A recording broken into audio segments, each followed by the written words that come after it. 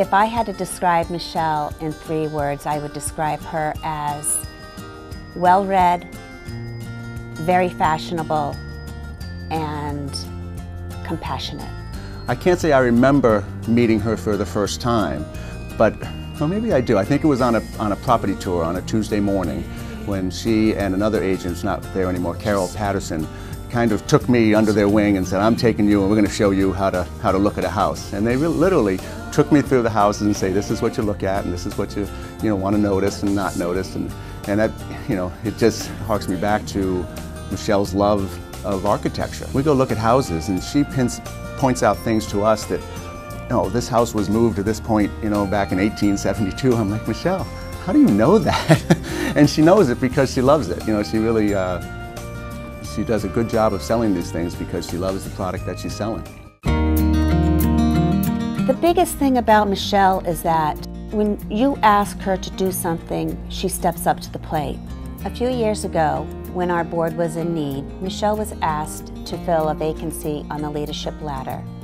And without hesitation and without looking back, she said yes, even though her time was very demanding and there were moments of struggle, but we did get through it. She's quite an academic. She's got a very impressive college resume and university resume.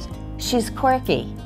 She has a quirky personality. I like to call her the fashion police. She's the fashionista in the office, and she will not hesitate to tell whether it's me or anyone in the office of a loose thread on the, on the shirt, or a tie that doesn't match your shirt, or your shoes that are unpolished, or anything of that nature.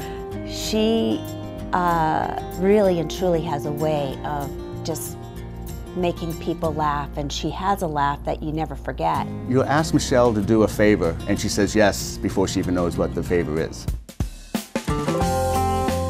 The year that Richard Karuba was president, it was decided that we wouldn't hold a holiday party and that we would hold an event in February, and they came up with Festivus for the rest of us. The economy wasn't doing that great, and the market was really down, and we wanted to bring people up in the month of February, and so she went out and she got James Montgomery to perform for us, and I don't know how many others could have pulled that off, but she did. As a broker owner, you're putting out fires left and right, and you're dealing with negative things.